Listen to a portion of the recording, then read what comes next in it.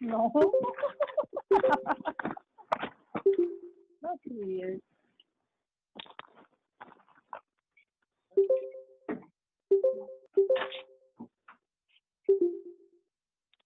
I'm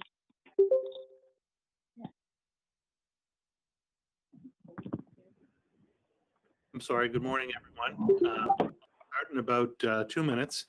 If you could do me a favor, and if you have your cameras on, if you could please shut your cameras off, we'd appreciate it. It helps us with bandwidth as far as broadcasting the session.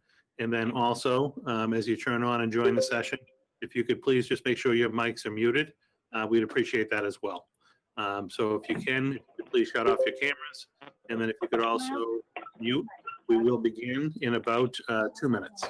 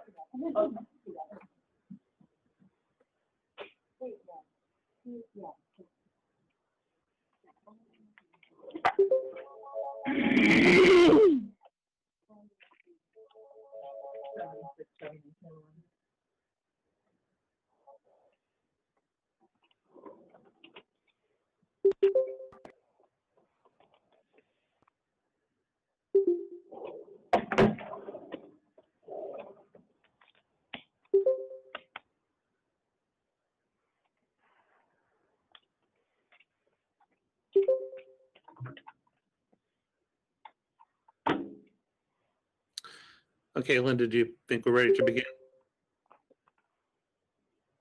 Yep, we are ready. Okay, so in a moment for everyone who has joined us, I am going to be turning on the recording functionality for the system so that we can record our session. And then after, we'll be able to post that up to the district website for those individuals who weren't able to join us this morning. This will be posted to the district website, as well as Chelmsford Telemedia is live broadcasting this for individuals who want to watch from home. So before I click on the recording, just two quick reminders. If you do have a camera on, if you could please shut your camera off. It just helps us with bandwidth on the broadcast today, as well as please try to keep your microphones muted. We're going to be using the chat room functionality to ask questions, and I'll explain that in just a couple of minutes once we start the live recording.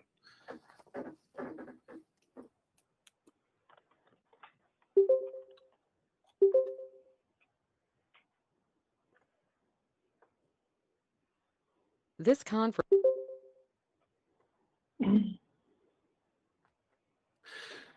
Okay, good morning, everyone. This is Jay Lang, the superintendent of schools here in Chelmsford, and this is our second session. We had a session last night for families and community members to join us to learn a little bit about the back to school programming that we're looking at in Chelmsford. We'll start in a couple of weeks. Again, this is our second session this morning. It's going to follow a similar track to what we had done last night. I do want to start with a couple of quick announcements.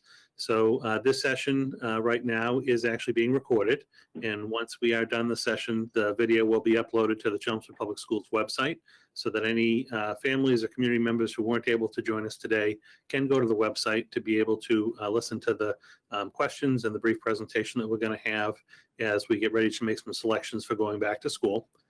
So this is being recorded from this point forward. I am going to ask everyone to please keep your cameras off, and also please mute your microphones. So if you could please keep your microphones on mute so that we don't have any background noise for callers who are listening or even individuals at home. That would be greatly appreciated.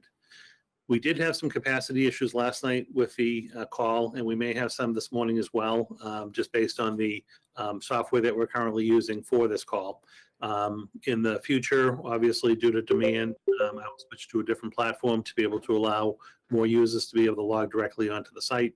I do want to apologize to everyone for that.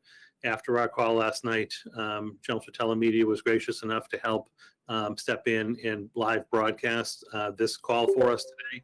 So if you weren't able to join last night, or if you're having any difficulty today, in addition to this link that we're going to be on right now, you may also watch Chelmsford Telemedia. They are going to be live broadcasting for us. So as we begin, a little bit of an overview for today. I'm going to take about 15 or 20 minutes or so and provide an update to you with regard to back to school planning. This is a similar presentation that we provided the school committee over the last couple of school committee meetings, but I do believe it answers a lot of common questions that are out there. And then Linda Hirsch, our assistant superintendent, is going to help facilitate a question and answer period using the chat functionality within this program. So it's too difficult when you have a few hundred people on the call to have speakers asking their own questions. So what I would ask is during the session today, if you have a question that you would like asked, if you record the question in the chat functionality, Linda, our assistant superintendent, will go through, she will quantify those questions, find common themes, and then we'll review the questions and answers today. And we have a few different staff members from the district. Peggy Gump, who is our coordinator for school nursing services, is with us. She may be called upon to answer some medical related questions. And again, just before I actually start, I'm going to share my screen and a brief presentation to talk through some of the more common questions that are coming up. I would just ask one more time, if you could please mute your microphones, particularly the callers on telephones that are listening in. Absolutely want as many people listening and participating today, but it does get distracting when people don't have their calls on mute. So if it is possible to do that, I would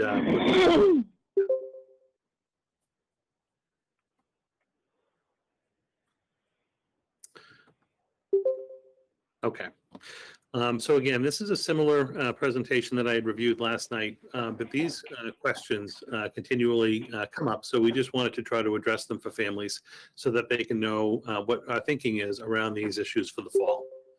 So the first question that we actually get a lot of, or the first topic that we get a lot of questions about is student transportation. So historically in Chelmsford, the district has always provided transportation to students in grades K through 12.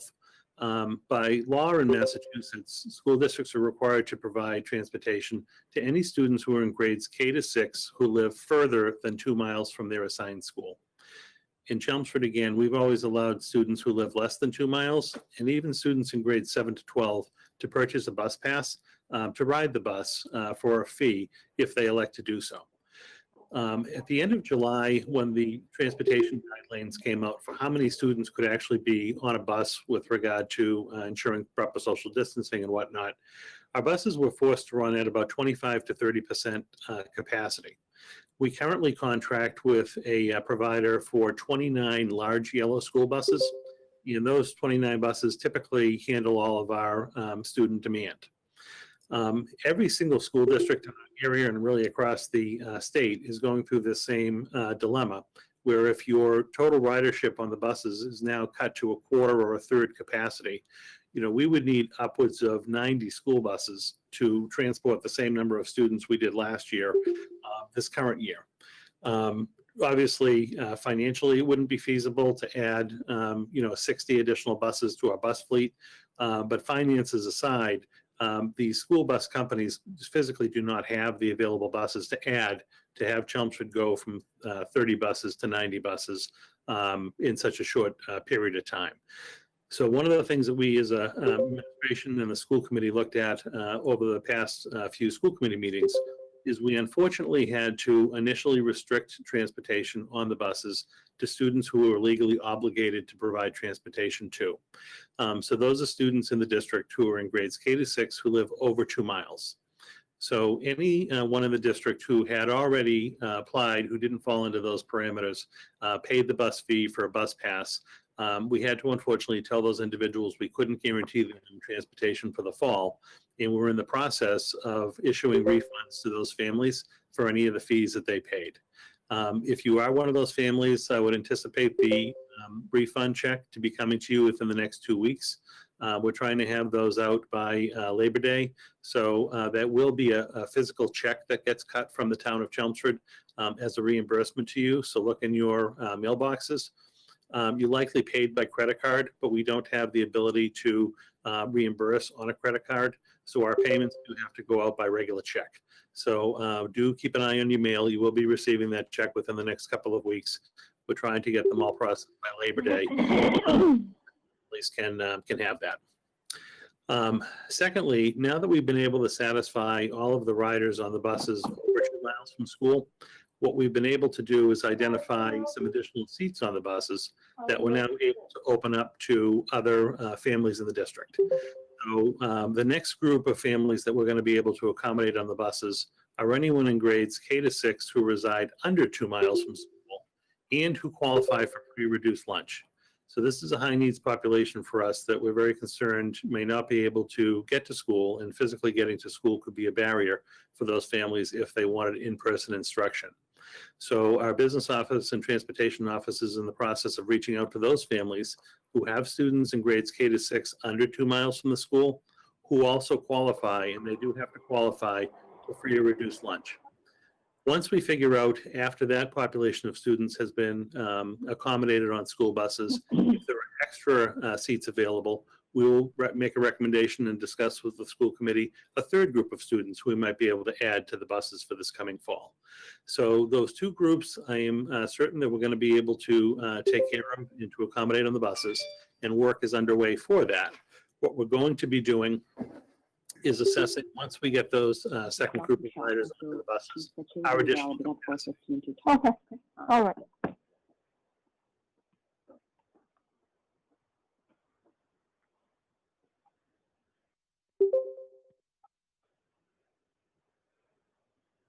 Who can accommodate those buses, and we'll be giving out additional seats as we go along the way. So we very much appreciate parents working with us on that. One question that has consistently also come up, and there was a concern, and I want to relay that concern if it's out there. Any of our special education students who have transportation services or specialized transportation on their IEP, regardless of distance from the school, continue to receive transportation services. So all of those students who have specialized transportation, from the very beginning, we're going to continue to have that special transportation if it's already in their IEP. Those students don't need to do anything. The transportation will be lined up like it is every year, and information will be forthcoming from our special education office with regard to assignments and times and vehicles that those students will be transported on. So those are the common questions that have been coming up transportation-wise, and I wanted to just take a few minutes to review those with you.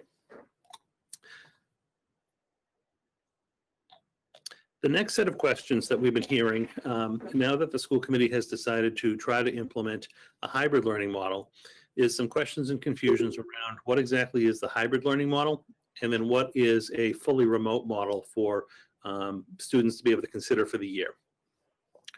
So our charge, as given by DESE, was to develop 3 different plans for the district, because over the course of this coming school year, we could be in a situation based on health trends to have to implement any one of these 3 programs at any time. We do feel that it's appropriate, and we're able to begin the school year in a hybrid learning model by introducing some students into in-person schooling, while at the same time other students might elect to be fully remote. And what we've asked parents to do, last Friday we sent out a form, is make the decision for the start of the school year with regard to which program they really feel is best for their students. And I want to just review those 2 options for you. So under the hybrid learning model, if you select that, your student would be coming to school in person 2 days per week. They would be learning remotely 3 days per week. So our students would be separated into 2 cohorts. About half would be assigned to cohort A, and half would be assigned to cohort B. Cohort A students would physically come to school Monday and Tuesday. Everyone, cohorts A and B, would be off property. They would be remote learners on Wednesday. And then Thursday, Friday, group B would come in person. So the kids would be coming to school in person twice a week, and they'd be remote 3 times a week. When they're in person or they're remote, the cohort A and B students are the same. That's their online class or in-person class for the start of the school year under the hybrid model. One of the things that we tried to do is put together just some sample schedules of what a school day might look like. And our big takeaway from that is we wanted parents to get a sense of what the start times would be, what the end times of the day would be. Within about a 4-hour block of actual academic time in the building is when we would be accomplishing our instructional core academics. So literacy, mathematics, science, and social studies would be the core academic programs that the kids are receiving during the school day when they're in person. And then after this at home in the afternoon, the cohort of students who was in class during the day, as well as the online learners for that day, will participate in some type of an afternoon program, whether it's a class, if it's a middle school or high school level, or it might be an afternoon meeting as a group with the elementary teachers in the class to close down their day.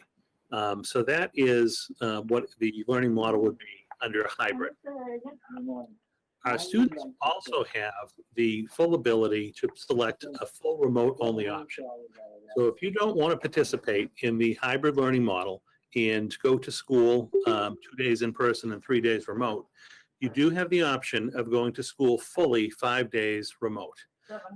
If students select that, again, based on demand and option, what we're going to try to do is pair those students up, keep them in cohorts. So you would have a similar class size. You might have, in Chelmsford, our average class size is somewhere in the low 20s. So you may have a cohort of 20 to 24 students in a remote class. That would be the class. It would be assigned a teacher. And all of the teachers under each of our learning models, whether you select hybrid or you select remote, are Chelmsford Public School teachers. They're all our licensed teachers. They're licensed at the appropriate grade level and subject matter that they're going to be teaching. It's just, we're trying to accommodate students who would like full-time off-site remote learning with some of our staff who also may ask for accommodations to be able to work off-site because of some of their needs. So we have to wait until we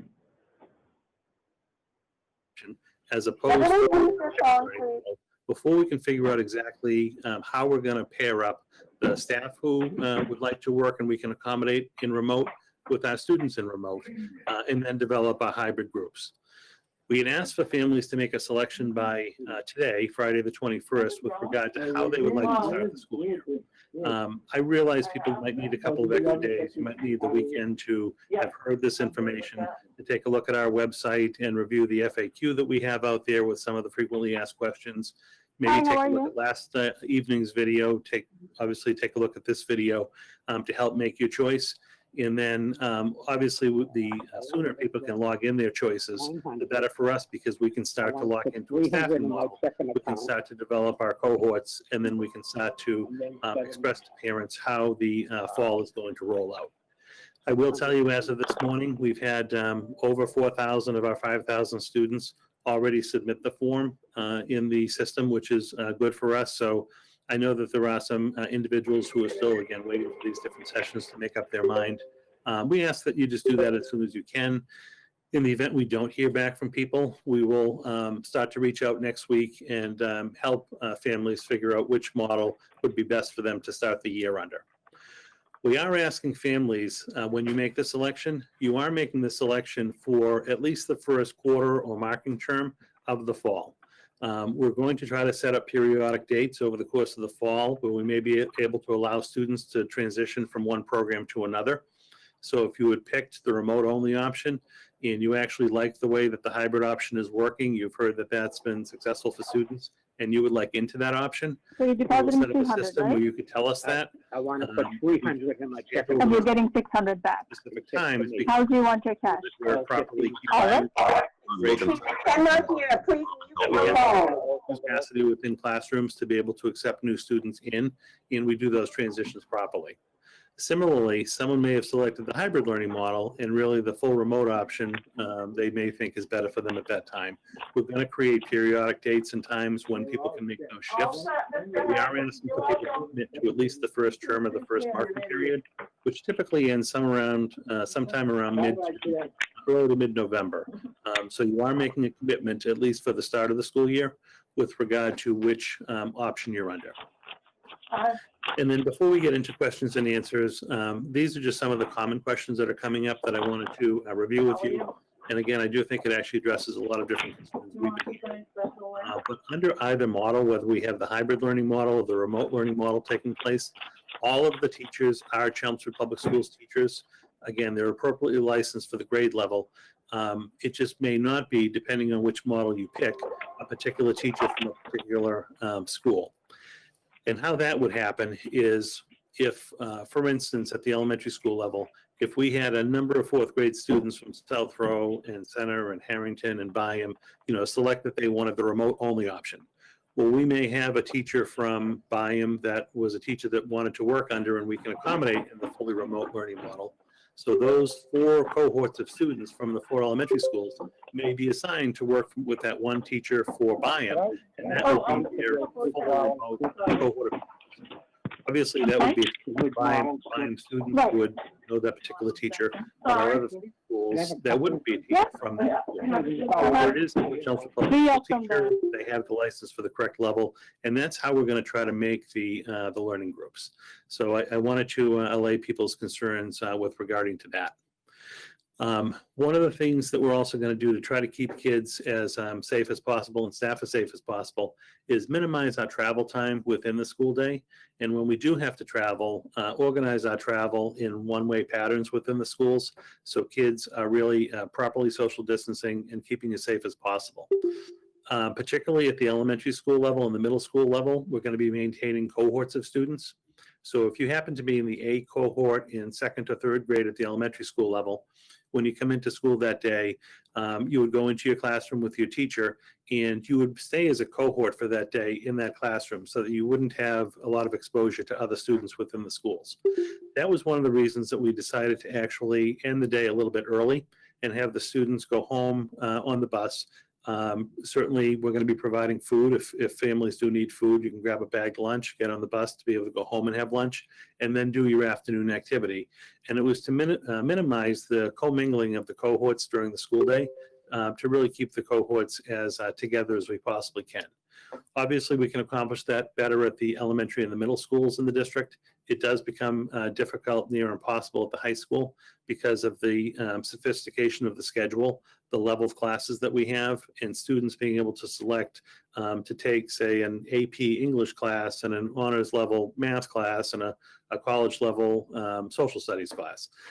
So that is very difficult at the high school. We, again, will be enforcing very strict social distancing guidelines when it comes to transitions through in the building, between classes, cleaning work surfaces between classes. At the elementary and middle schools, it's a little bit easier to accomplish. At the high school, it is very difficult to accomplish. When it comes to face coverings and masks, this has actually come up quite a bit. And at our last school committee meeting, the school committee did vote a face covering policy for this coming school year. The state had previously advised and guided districts to have all students in grades 2 through 12 be required to wear a mask in schools. And they left the option open if you wanted to include additional groups of students within the district. So our school committee did vote, and I fully support, all students in Chelmsford grades K through 12 will be required to wear a face mask when they're in school. Even within school, we will be adhering to a 6-foot social distancing policy within classrooms, but when you are even adhering to that 6-foot policy, we are going to have masks on during the school day. We will have mask breaks through the day so that the kids can get outside, get some fresh air, and be able to take a little bit of a break between instruction. But we did vote to have all students in the district, all of our elementary, middle, and high school students, grades K through 12, will be required to wear a face mask. The only area in the district where it will be on a voluntary basis, it's not required, is at the Westland School, which houses our CHIPS integrated preschool and our community education childcare program. And that is really because the students are as young as 18 months old up to 3 and 4 and preparing for kindergarten. Those students are exempt. While they certainly can wear masks, and there might be different points of the day where, again, a lot of the kids, 3, 4, 5, are wearing masks where they may want to, they certainly can. It is just not required. At that grade level, that is the only school in the district that is going to have that exemption. We have had a lot of questions on the 4th bullet here around school start and end times, and we're trying to tweak schedules as much as we can to make them as accommodating for our bus runs and for trying to maintain that 4-hour instructional block during the day.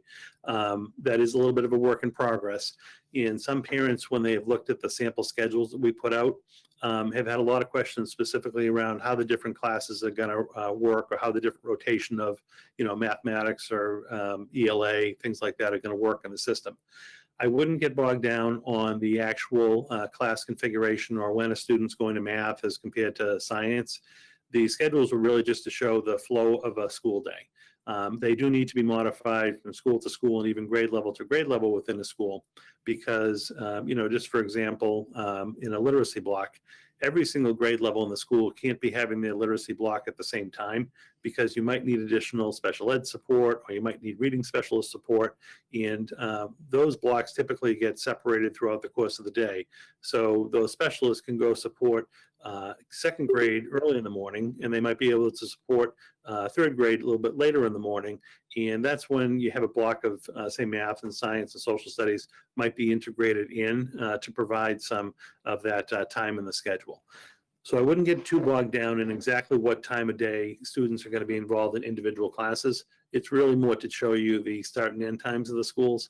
And again, those schedules are still being refined and tweaked at the school level, and more information will be coming from the schools in the coming weeks. You'll be getting that school-specific information.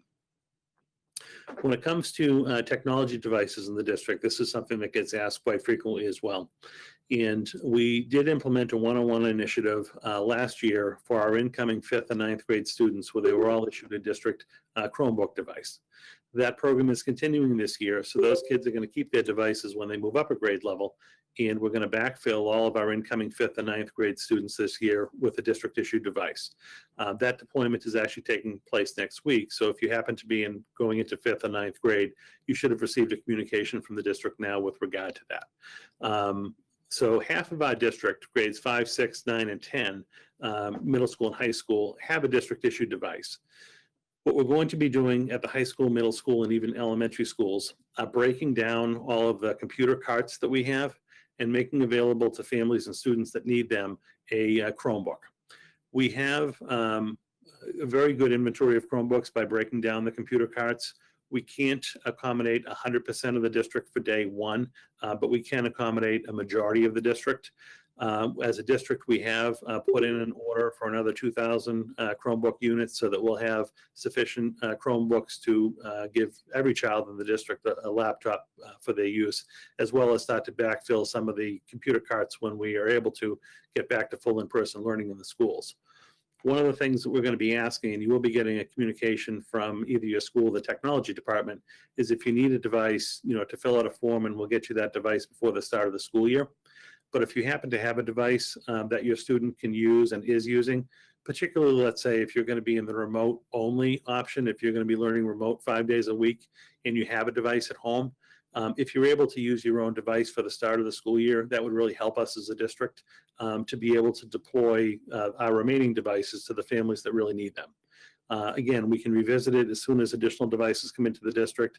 If there are other students who would still like to have a district-issued device, we have no problem and we'll accommodate at that point. But if there are some families that can work with us and you already have a device for your child, if you could at least help us out at the beginning of the school year by not requesting a device, that would be extremely helpful.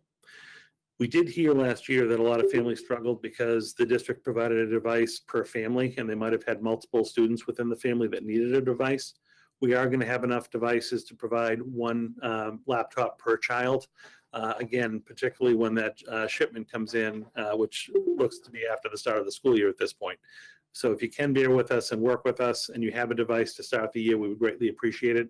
But we are going to be in a position to be able to provide a Chromebook device to every student in the district as soon as that order comes in. Last 2 points before we talk about just questions that might have come up in the chat is questions around COVID itself. If we ever had a staff member or a student test positive, is the district going to notify families, particularly students in the class where this happened? And I want to assure you that, yes, that is the case. Because of HIPAA rules, we won't be able to say, so-and-so within the classroom has tested positive for COVID. But what you will receive is an immediate communication indicating that a student within the classroom has tested positive for COVID. As a result, your student is considered a close contact of that student. And here is the procedure that we're going to have to follow with regard to a quarantine or recommended testing and whatnot. So the district will be very open in communicating anytime that there is a case and what needs to occur at that point. Peggy Gump, our coordinator of school nursing services, and our Board of Health in Chelmsford will coordinate all of the notifications and contact tracing and notifications. They do have a sophisticated program for that. So I want to assure you that in the event it does happen, we do have protocols in place, notifications in place, and we will be very open and transparent about that occurring.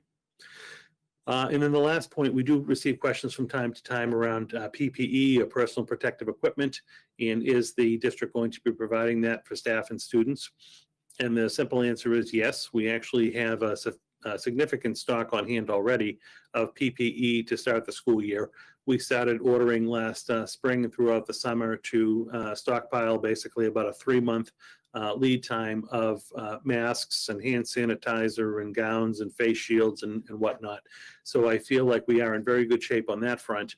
We'll be receiving regular orders as we roll into the fall. We are asking all of our staff and students to wear their own mask to school in the morning, something that, fits you well, that you're comfortable with. However, at the school level, should something break or a mask become damaged, we will have a sufficient supply of masks for both staff and students if it is necessary. So I want you to feel, as a district, again, that we have sufficient PPE on file to be able to help with that. So that was my last bullet of talking points that I wanted to share with you. And at this point, hopefully that has helped answer some of the questions. We can move into talking a little bit about some of the questions that might have come up. So Assistant Superintendent Hirsch, would you be able to help us with Sure. facilitating some of those questions? Yep, I'm trying to organize them as they go along. And I'm sorry for the moderating piece. There's just so many people on here that you get to those certain callers to mute them took a little bit of time. So looks like I handled that situation. So first question is, what is the first day of school? When are we going back to school, Dr. Lang? Well, we're all looking forward to that. At this point in time, what we can tell you is the first day of school is actually under negotiations with our employee unions.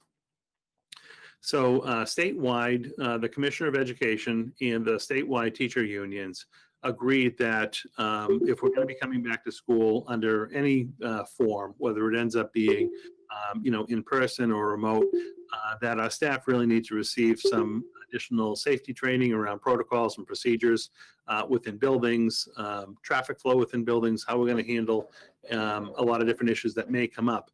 In statewide, they negotiated to reduce the required student learning days for this year only. It's usually 180 days for kids. It got reduced by 10 days down to 170. So by doing so, the thought process was to allow staff to have 10 days at the beginning of the school year to be able to, again, receive training and support and PD and really get ready for the fall rollout of school. So we had that school, typically in Chelmsford, as of a couple of years ago, started the Monday before Labor Day, but we knew that we were not going to be going back to school before Labor Day, and even that week after Labor Day is not practical at this point. So the very earliest students would ever go back to school is the week of September 14th, and we wanted families to be able to know that at this point. We would not go back to school any earlier than Monday the 14th or any later than Wednesday the 16th. So as soon as we refine the, through negotiations, whatever that start date is going to be, after our staff have the training and support that they need to get going, we'll be able to announce to the public exactly what the first start date is. But for planning purposes, parents can count on it being not before Monday, September 14th, or later than Wednesday, the 16th. And we hope that's helpful at this point. Okay, next question is, how are kids being monitored to keep their masks on in their buildings? In the classrooms? Classrooms and hallways. Sure. So obviously, this is going to take very similar to like a lot of the work that we've done recently in years with our emphasis on social emotional learning and expectations for student behavior and practices within schools. As a district with our building leadership teams and our staff, We're going to be working to put together promotional materials and set the expectations for students to, again, if you come off the bus, you have the mask on, proper hand hygiene, whether it's washing your hands or using hand sanitizer, going to your classroom, remaining within cohorts, keeping your mask on. Everyone is going to have to be extra vigilant this year to make sure that occurs. I see, a campaign similar to some of the stuff that we've seen at the elementary, middle school, and high schools in the past. Little, promotional videos to just kind of reinforce the importance of, again, proper hand hygiene. Wearing your masks. What happens if your mask breaks? How you would put a new mask on.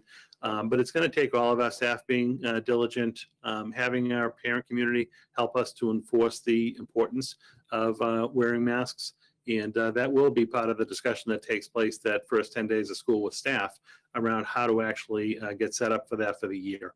But if parents are concerned or if staff are concerned, we do have a very strict mask policy. The expectation is all students and staff will wear masks, even when social distance within schools. And unless you have some type of a medical exemption that is properly vetted through the administration of the building, students will be required to wear the masks. And just to follow back up on the first question about the start day, there was a question asking, can we just assume that there's only going to be 170 student days now that the 10 days may come into effect? And the answer to that is yes. Well, I guess technically 170 is your minimum. It's all going to depend on that first start day for students. Okay. If we started back on Wednesday, the 16th, then yes, 170. If we happen to start on Tuesday, the 15th, it would be 171. But yes, technically there is a 10-day window where we can organize and get ready for the start of the school year. Right, because there was a separate question that came in, said, are we extending the school day since the virus is, since we're not going to school as much? Are we going to extend our school day? And the answer is no to that as well. Correct. Schedule. Okay. And then going back to the masks, I don't know, Peggy, if you could jump in and talk about that, because we have some questions of what type of masks are available. Can they use the masks with the breathing valve? So if you'd like to talk a little bit about what type of masks would work and not work within the schools. Sure, and I just let people to know that you can go onto the website. Peggy, I'm just going to stop you for a second. Anybody that we just need to mute ourselves, I think, Dr. Lang, you could do that as well. Okay, great. Oh, that sounds better. Yeah, so if you go to the website.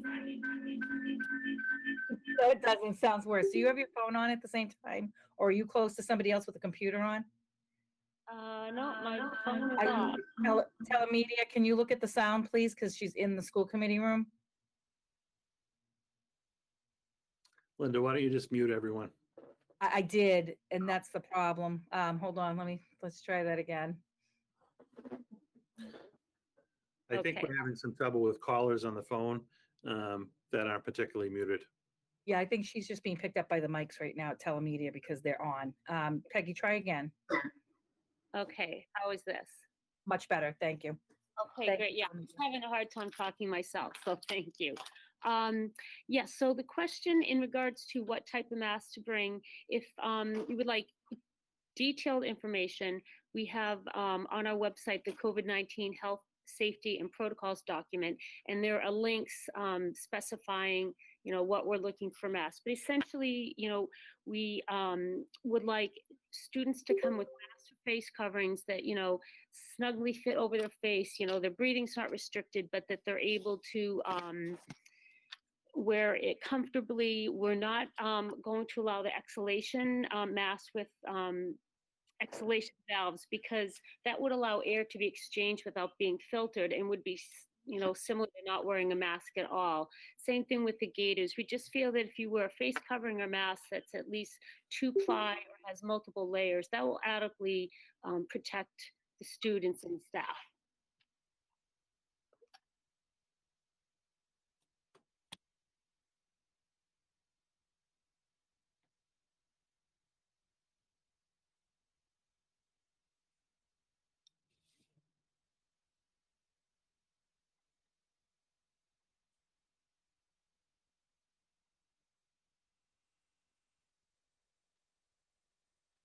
Apparently I have to unmute myself to speak. Sorry about that.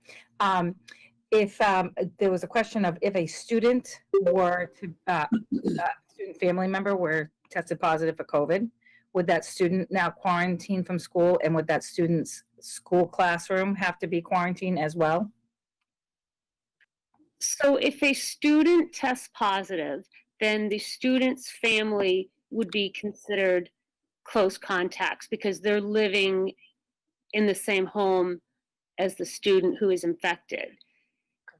The student who is positive, their cohorts in that classroom will be considered close contacts, and the teacher. So they would be advised by the Board of Health to get tested. If they test negative or they choose not to get tested, it will still be a 14-day quarantine, because even if you test negative on, say, day 4 or 5, you could then develop symptoms later in the week. So we would ask, even if you test negative, if you're identified as a close contact, you would stay home. If you, as a close contact, turn positive, again, the Board of Health would advise you on isolation dates, but the program would be that you would remain at home for 10 days in isolation and returning when you're fever-free, feeling well with no other symptoms. And, Um, oh, sorry. Go ahead. I'm sorry, no, on this one, I think this question was slightly different. This is if a family member at home tests positive. So let's say a mother or a father tests positive, and their child who's in the home with them is a close contact of the parents. That child would need to quarantine, but the child's classmates would not, because the classmates are not a close contact of that child's parents. Can you? Oh, yes, I'm sorry, I misunderstood the question. Yes, that's exactly correct. That if it's a mother or father tests positive, that student in that home that tests positive, that child is considered a close contact. And that Yeah. child would remain home. Yes, Right, but and that child may not even test positive, but the child is just considered the close contact of the parent. But that Yes. wouldn't necessarily affect the classroom. it would not affect the classroom because it's like one person removed. Correct. Yeah, no, I Yeah. just wanted to make that distinction. Thank you. And then are we requiring testing, COVID testing before students come to school, or taking their temperatures as they come to school? We are not requesting a COVID test prior to coming to school, and we're also not taking temperatures prior to coming to school, but we are asking before parents send their children to school if they will monitor a temperature at home, and we will be communicating to parents a list of symptoms. The major symptoms being that they're just not feeling well, they have a cough, a fever, or shortness of breath, the major signs of the COVID infection. So we're asking people to monitor, and if you're not well, please stay home. And one of the questions is coming in just related to this. I'm trying to keep them together. Is that students that are going to participate in any type of sporting programs at CHS required to wear a mask? With That the, sporting program? I'm sorry? During that sporting program? That is something that I will be reaching out to Dan Hart, the athletic director, to develop a protocol for the after-school activities and the sports programs. Okay, great. Yeah, the guidance actually just, and I think that's part of the frustration for everyone. I'm sure families, staff, even the administration. The different guidance documents have been coming out periodically with updates as well. And it was just earlier this week, I think it was on Tuesday, that the MIAA had publicized their recommendations for fall sports. So there are certain sports that they're allowing. There are certain sports that they're deferring to another point in the year. And each individual sport has certain protocols that they have to follow to safely operate. So that information actually, like I said, just came from the state. It's now been put to the different working groups with regard to the different sports and the local, we participate in the Merrimack Valley group. So that is all in the works right now. prior to any sports season beginning, which, would be mid part of September at this point, that would all be worked out, and the requirements and regulations would be made very clear with any student athlete and their parents. If a teacher ends up becoming sick, whether it be COVID related or just sick in general, is there any backup at the school to support that classroom when the teacher's not available? In other words, substitutes. Yeah, that is going to be a difficult area for us this year. So one of the things that we are going to be doing, because we don't really want to be introducing a lot of extra individuals to the school setting. We're going to be trying to pair up staff as much as we can as possible. Again, we're able to do that a little bit because we are going to have some students that are going to be fully remote. And then even on the hybrid learning days, if you only have about half of the student population in the buildings, there are some additional staff that are going to be paired up to basically be a backup in the event a staff member was sick and couldn't come to work. There are really going to be a couple of different scenarios, however, though, under any kind of, say, a COVID close contact or even a COVID diagnosis, if you happen to be asymptomatic. So in the event that, let's say, a student or a staff member in a classroom, if the group has to go out because a student was diagnosed with COVID, and the rest of the students, even that student, might still feel okay, we're going to basically take that class out of the equation for the 14-day period and have them quarantine. But they may just switch from the in-person program to fully remote for a couple of weeks as the timelines play out.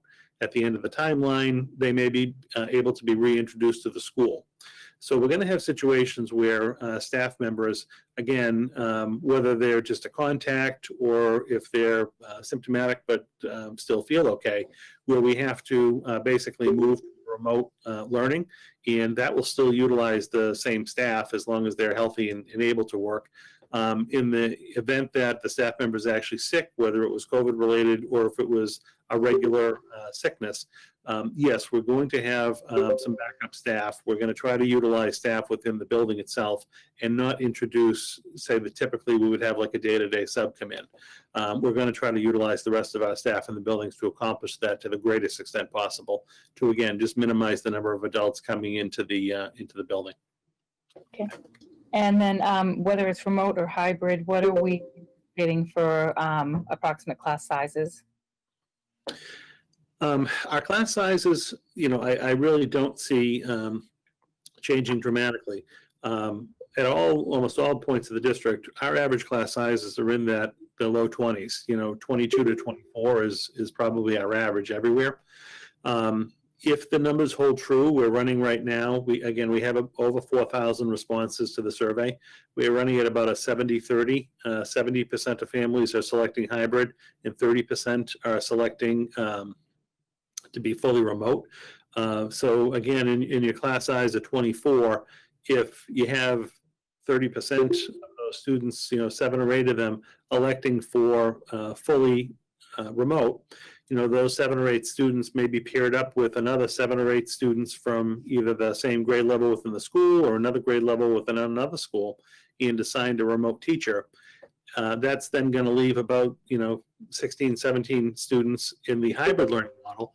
That group would be split into 2. So you would have, for easy math, let's just say you have 8 in cohort A and 8 in cohort B.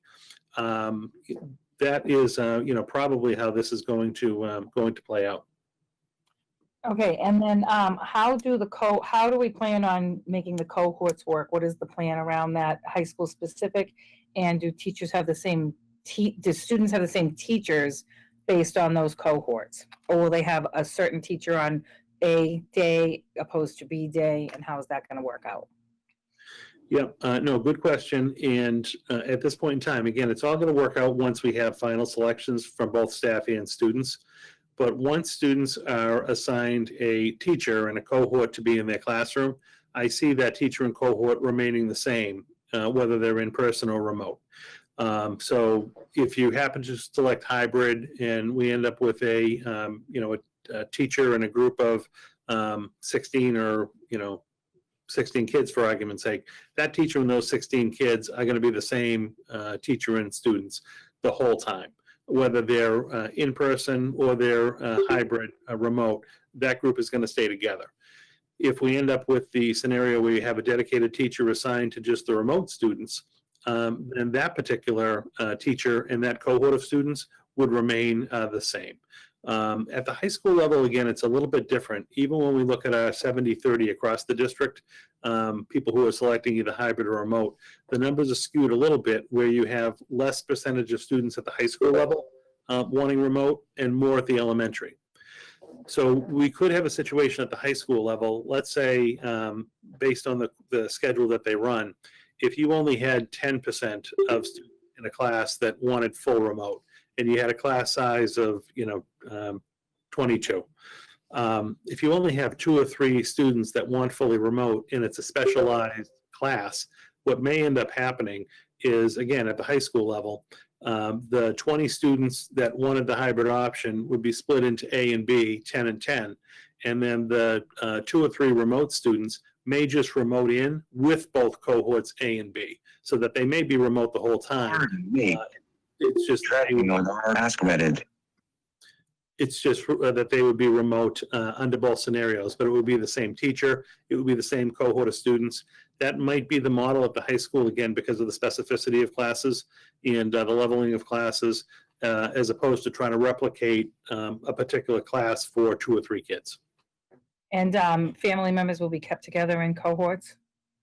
Yeah, that's the certainly design, regardless of level. So once we do an initial sort of students and we have our cohorts A and B separated, we do want to look within families and make sure if an elementary child is assigned to cohort A and is going to be in person Monday, Tuesday, that if they have a middle school or a high school sibling, that the whole family is on the same cohort days, just for family preference. So we are going to be working to accommodate that. As well as we have had some questions about, say, if it wasn't a direct family member with the same last name, but a cousin who had a different last name, but there were some childcare or daycare issues. Once cohorts are assigned at the school level, if they can make tweaks, because a couple of kids, who were assigned cohort B wanted A, and a couple from A wanted B, they may be able to make some of those changes at the school level. You'll just need to coordinate and just talk with your school level administrators whenever those assignments come out. Okay, and if it's not working out in one of the choices you make, how do you switch to the other choice, whether you're hybrid to remote, remote to hybrid? And are you going to get a whole new set of teachers? How is that going to work? Yeah, so what we're asking families to do is, again, to commit to at least that first term or quarter at this point. So the selection you make for September is likely going to be the selection and the model you work within through early to mid-November. Once again, we know how many kids are in different models, and we can figure out some specific points during the year when we can have kids transition from one model to another. If for whatever reason they want to try something different, we'll try to accomplish that. But people do need to be kind of locked in, or that was the binding piece of the survey form, that they need to make that selection at least for the start of the school year, and know that that's the program that they're going to be in through the first quarter. Either at the district level or the school level, this hasn't been determined yet. There will likely be some type of a process and a form to complete if you want to be considered for a transition from one learning model to the other. Again, just to help us make those as coordinated as possible. But it is possible and probable that if you move from one learning model to another, that your teacher will likely change. So if you happen to be with teacher A in the complete remote model and you decided you wanted to be integrated into the hybrid model, there would be a process and application form type to complete. When you get placed in the hybrid model, there's likely, again, a different teacher in a cohort there. So you would be introduced to that new teacher and that new cohort of kids in the hybrid learning model. And is attendance mandatory whether you're in hybrid or in remote? Is there any flexibility with attendance? Yeah, I don't see a great deal of flexibility. And I mean, this is going to be like more traditional school than we had last spring. So attendance will be taken. Attendance is expected. We'll still have to work through the logistics about exactly how to take attendance, what points of the day we're going to do it. But if you select the hybrid or you select the remote model, The expectation is that you will be in attendance.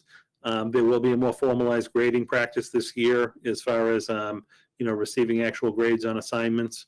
I think Dr. Hirsch, you mentioned earlier, it won't just be a pass-fail for the year. So this will be a more rigorous program than occurred last spring.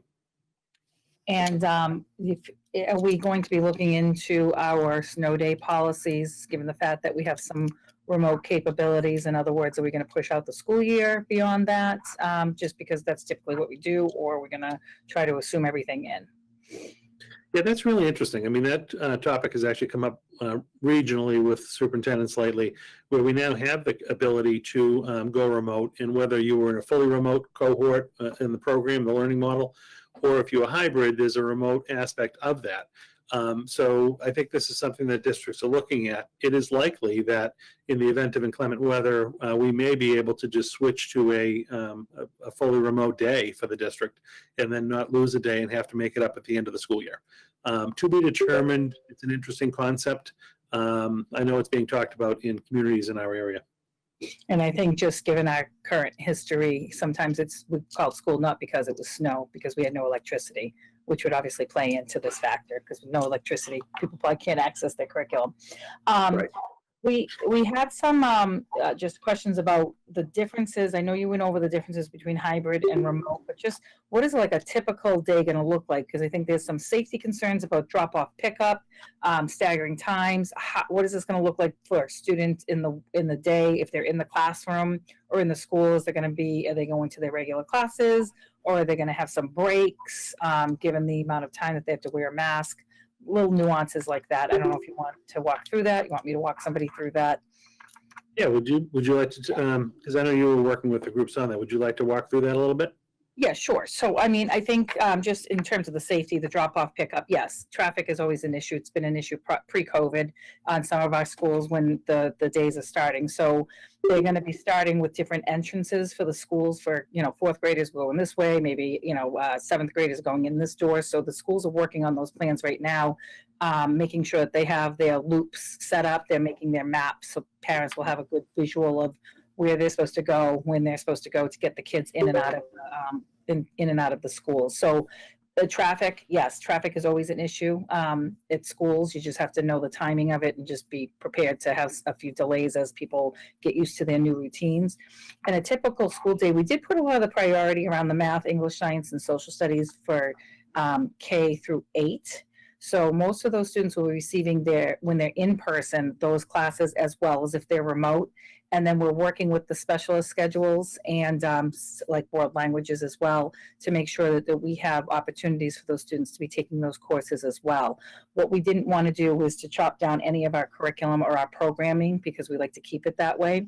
At the high school level, students will be going through a normal rotation at the high school. They have what's called a waterfall schedule. What we did is we just truncated it down to 4 classes per day, whether you're in person or remote, and just kept the schedule going. So we just expanded the actual waterfall schedule out for the school year rather than trying to fit in 5 classes during the day. And what we built into the 2 schedules, you'll see, is the transition to get home. So there's going to be that lunch and travel time for students to get home. And I do know that there were some questions of people that were concerned that their student might not get home in time because they may have a long distance to walk now, that they may not have a bus. I would say communicate with the schools if your child is not getting home in time to re-log on to a class. Let them know what's going on, and we'll make some arrangements around that, because we won't know until we actually run it how expanded students arriving back home from school will be. So we'll take care of the internal part of our schedule if we have to make adjustments. And what you'll see is, your typical classroom teaching, like the curriculum's going to be the same. I know there was some questions I saw in the chat of, are they going to get 2 different types of curriculum? Everybody's getting the same Chelmsford Public Schools curriculum with the same materials, with the same Chelmsford Public School teachers. There was some talks about, and DESE does have some platforms for some districts that might need some support to send students to those platforms for other people to teach them.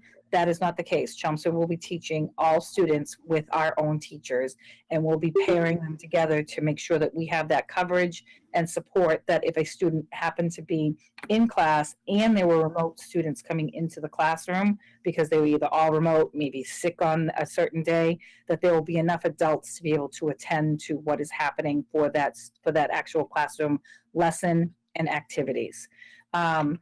What you'll typically see is students are not going to be locked and loaded on a computer for 4, 5, 6 hours a day. They will receive their instruction, and those students are in front of the teachers there, but then they'll be doing their typical like independent work, right? The computer could be on so that we can access the students if they're home. However, they'll be doing their independent reading, their writing, doing any type of small group work. You'll notice that will be probably more digitized using Google Meets in classroom. The students would be able to go into breakout rooms or be working collectively on a document that a teacher has assigned, or they've created their own PowerPoint for a presentation. So there's going to be a lot of teaching pedagogy that's going to change, but we're going to do it within our school classroom. So we'll make sure that we have the PD around that, and it's going to be a little bit of trial and error in the beginning to see what's working and what isn't working. Positioning of cameras so that if you're at home and you're trying to see what's happening in the classroom, where would that go? How to flip the classroom documents over so that everybody can see them up on the board and at home. So we'll be doing all of those type of things, but we're going to follow a typical schedule. We built in the mass breaks, snacks, if students are having snacks. I know Dr. Lang talked a little bit about maybe school breakfasts and how that's gonna fit into the schedule, but we're gonna try and keep it as normalized as possible. The reason you see a truncated, or modified early release is because we're gonna minimize their movement around the school. So at your early elementary levels, students will be in their classrooms, and anybody would be coming into that classroom, and they're facing forward. So we didn't want them sitting in a classroom all day long in a teaching method that's not typically what they're used to. They have a lot more movement. So we truncated that day for them in order to go home and then re-log on, just to get that movement and break, for a natural break for them. And then obviously dismissal time, we're staggering the dismissals. Typically, they do that now. They'll call down like third grade first or seventh grade first, just to minimize that, connection and bottlenecking that could happen at any type of dismissal time. So we're going to do the best we can to replicate what we have, typically what students are used to, following all the safety protocols, and to make sure that they have enough movement and breaks and mass breaks to just be able to function throughout the school day. But we want to make sure that they have the same curriculum, and we'll be watching that through our pacing guides and our syllabi at the upper secondary level, to make sure that those students are getting what they need, and we're making adjustments as we go along. Thanks, Linda. I do know that I just saw this because I think the high school is where people are a little bit more concerned. What we're going to do with that, when I say we, the high school administration, I love to put the royal we in there like I'm doing something, fantastic around it. But through the discussions that we've all had, is to try and keep the kids in wings as much as possible. It's a little bit easier to do with your humanities, but we do have to transition them to the more technical classes, and they will make sure that they have the one-way hallways and that they're staggering them out. So you have to have your science classes in the science wing for safety reasons, obviously equipment reasons. If the students are taking any of the engineering courses, that's all on the first level of high school. So as they go through that schedule, they'll make sure that the only movement that's really happening are for those students that have to get to those classes. They've built in an extended transition time. Typically, we have like 3-minute transition times. They've built in anywhere from a 5 to 8-minute transition time to make sure that everybody can get to those classes in a safe manner, using, again, those one-way hallways, and making sure that they get to those technical classes, because that would be very difficult for us to replicate at the high school level in a typical traditional classroom setting. Right.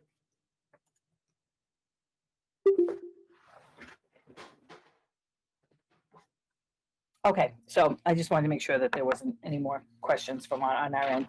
And then there was some concern, it looks like, Dr. Lang, around what is happening with, we're talking a lot about hybrid, but we haven't really been talking a lot about remote. Is there any differences that we should be aware of as parents when we go to make this final decision between a hybrid and a remote situation? I've had this conversation with a few parents lately because this is a struggle for parents as far as figuring out which model is going to be best for their families. And I honestly, I've had this conversation with them. It's really something that the family has to make the decision on, knowing their own child and which environment they think they're going to be best suited to meet their needs, and also where they're going to be more successful. I don't think there's an across-the-board answer that's right for everyone. What I will say is that, remote learning was very difficult for a lot of our students this past spring.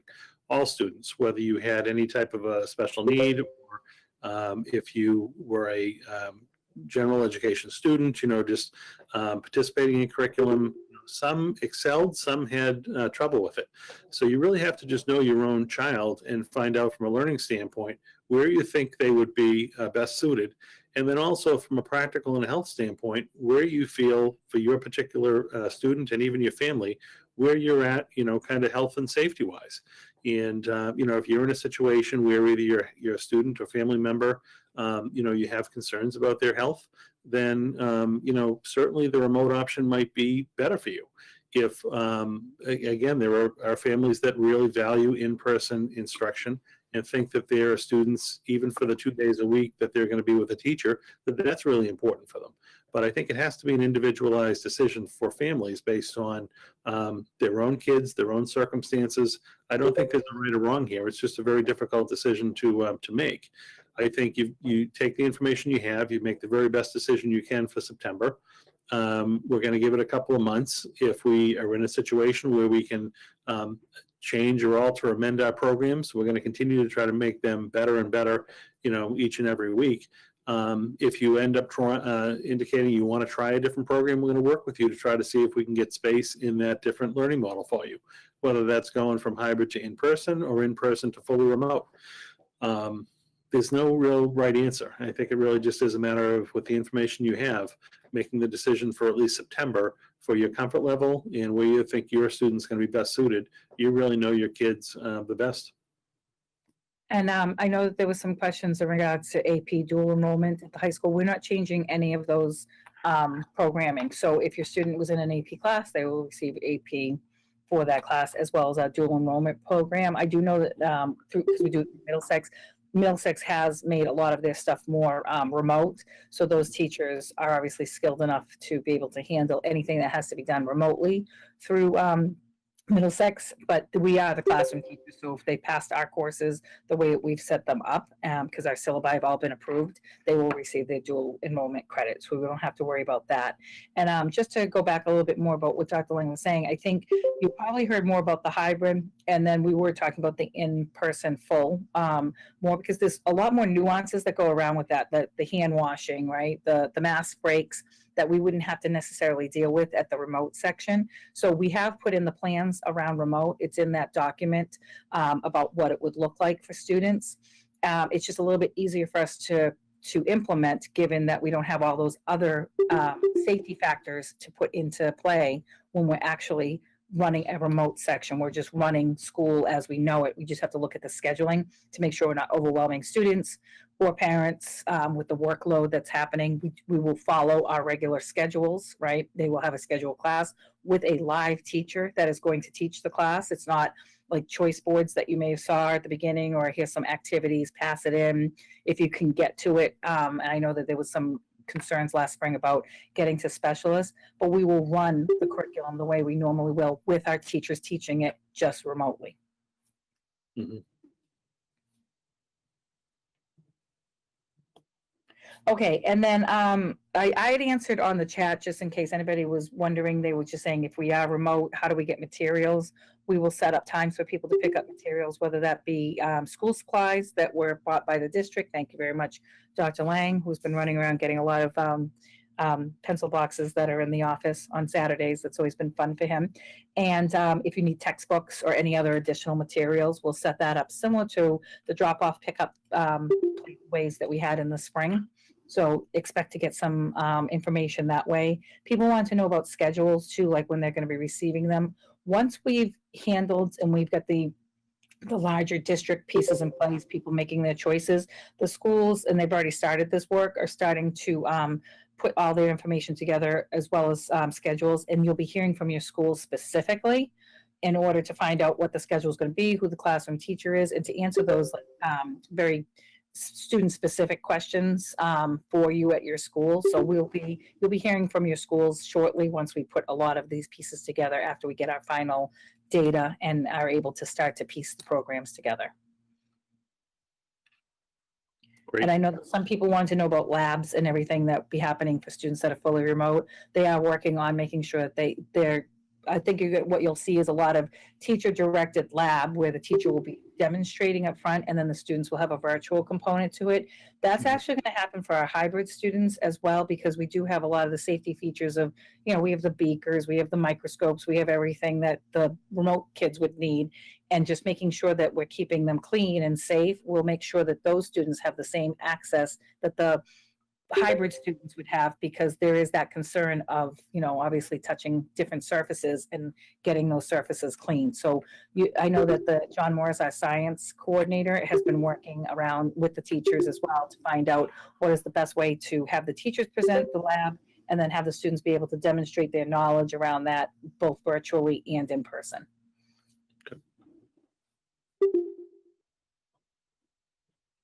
Okay, and then I think a lot of the questions have pretty much been answered. It was a lot about Chromebooks, like how to get them, how to let people know if they need one or not. So you'll be hearing about that with, I'm assuming we're using a form, right, Dr. Lang, to get that information? I think we mentioned that earlier. I'm just not sure if it's going to come from the school itself or if it's going to come from our IT department. They're trying to get rid of the one-on-one initiative computers and that big deploy next week. So I anticipate more. It'll be the week before Labor Day, week after Labor Day, but certainly before the kids come back to school is when, if you do need a device, you'll fill out a form, you'll stop by, pick up the device, and take care of it for the year for us. But information will be forthcoming as soon as they get the deployment done for the incoming 5th and 9th grade next week. Okay. And I do know that we've got some more questions that are going to be coming in. What our plan to do, and we said this last night for any of you that joined us or were able to rewatch the recording, we're going to go through. We have an FAQ that's on the website. I posted that a couple of times. I'll put that website piece again for you so you can take a look at it. Any questions that are not on there, we'll update that FAQ to address some of these additional questions that are coming in. And then obviously answer questions as as they arise, as people are going through the process of going back to school. Yeah, and I want to thank you, Dr. Hirsch. You did a nice job putting together on the website return to school opening page.